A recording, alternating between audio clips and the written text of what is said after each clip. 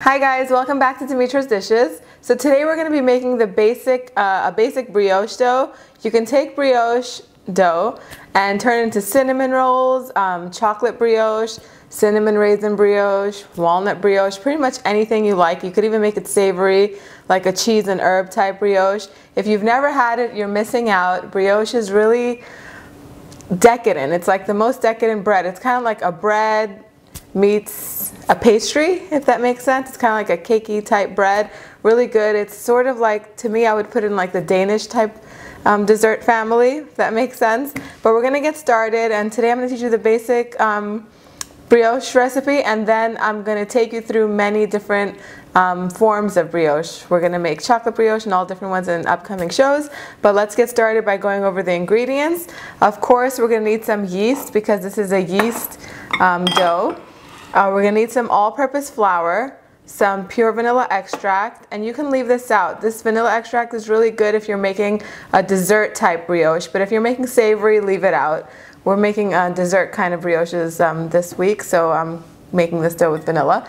We need some sugar, a little bit of butter, or a lot of butter actually, some salt, eggs, and milk.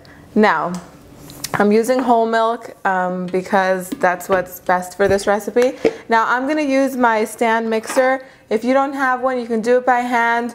If you do have one, it's going to make your life way easy because this is a very sticky dough. And if you are doing it by hand, or if you're using a wooden spoon, resist the urge to add lots of flour to make the dough kind of dry. This is not going to be a dry dough. It's going to be sticky, and you're going to see when we're done what I mean by that. We're going to begin by adding our warm milk. It's just a little bit warmer than room temperature, okay? It's not hot, it's not cold. If it's too hot, it's going to kill the yeast that we're going to add next. We're going to add a little bit of yeast.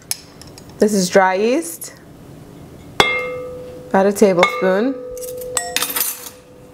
We are going to put the sugar in here to feed our yeast, and then half of the flour. So I'll add, this is about 3 cups of flour. It's all-purpose flour, so I'll begin by mixing this a little bit. And what we're doing, what this method is called, is we're making a sponge first. And basically all that is taking all this yeast, liquid, and sugar, and we're going to let it sit with the flour for about 30 to 45 minutes until it gets all nice and foamy and activated. And I'll show you what it looks like next. You just leave it like that and you'll see what it looks like in about 30 minutes. I'm going to cover it and we'll be back in a little while. Okay, so our yeast is ready. It's been sitting here for 30 minutes with the milk and the flour and the sugar and all that. Now we're going to add our eggs to it, but first we're going to use our flat beater attachment, and then we're going to switch to the dough hook.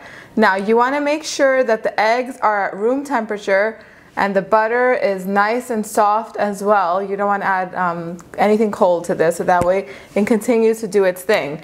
So we're going to start the mixer on the medium speed, and I'm going to add about a teaspoon of pure vanilla extract to my eggs. Let me lock that. And again, if you're using this brioche for a savory recipe, or if you just want to leave the vanilla extract out, totally leave it out, it's fine. I just like the flavor that it adds when I'm making a sweet brioche. So we're going to add the eggs one at a time. Okay, so our eggs have been added to this. At this point, I'm going to add my salt to the rest of the flour. I never add salt directly to the yeast mixture without first diluting it, kind of like spreading it into flour, because salt is something that does kill the yeast. So I like to add it after the yeast has, started doing its thing, and then add it to my mixture. So I'm going to add a little bit of flour at a time, but before I do that, I'm going to switch over to my dough hook attachment. And I'm going to add a little bit of flour at a time after each batch of flour has incorporated. In between additions, you want to scrape down the sides of the bowl to make sure that everything gets mixed in all together. And then I'll add my final batch of flour.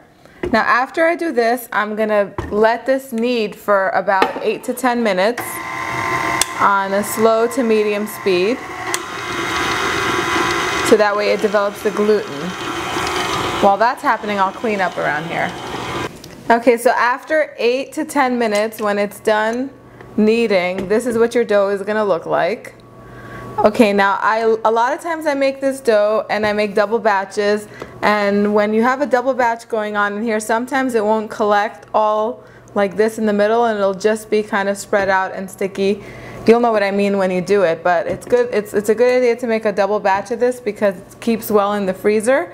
But anyway, what I'm trying to say is that it won't kind of all come together on the dough hook the way it is right now. It might be more separated, and don't worry if that happens.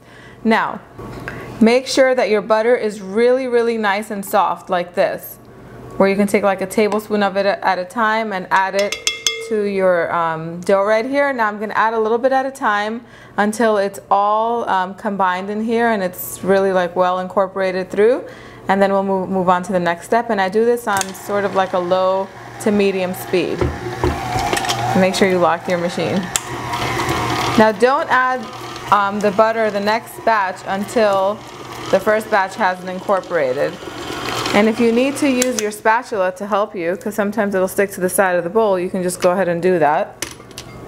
And as soon as I'm done adding all the butter and it's all incorporated, I'm going to turn my mixer off and we're going to transfer it into another bowl.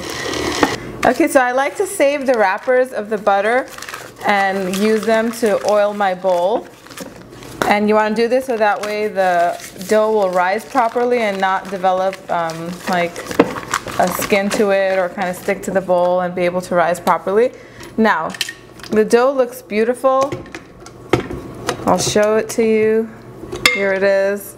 It's developed its gluten and it's nice and everything is all incorporated. The butter is completely in here.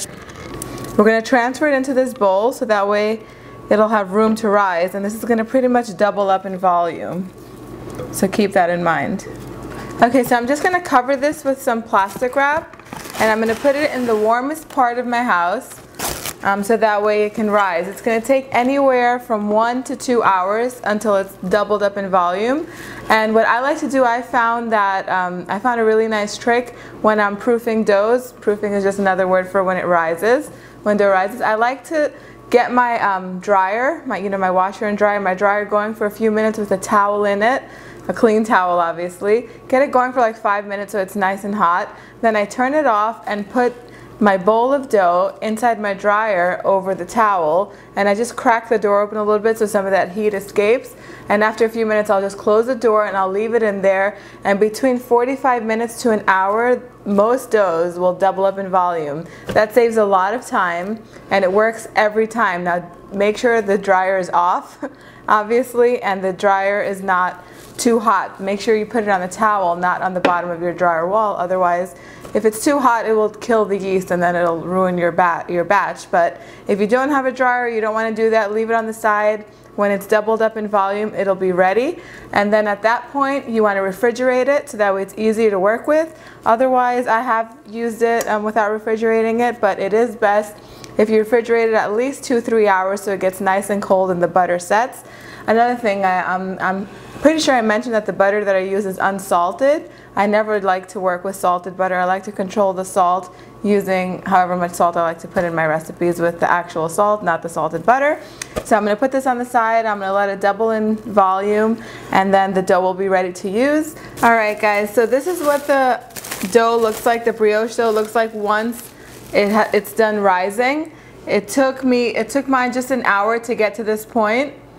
But once it gets to this point, you want to punch it down. I'm not going to do it so that I don't have to wash my hands, but I'll do it as soon as the video is over. But you just want to punch it down and either use it, you can use it right away, but I suggest that you refrigerate it at least 3 hours so that way the butter kind of hardens and it'll be easier to work with. You can do this overnight too. Leave it in your refrigerator overnight, and then you can make your favorite recipe with it. I have really good recipes that I'm putting up soon.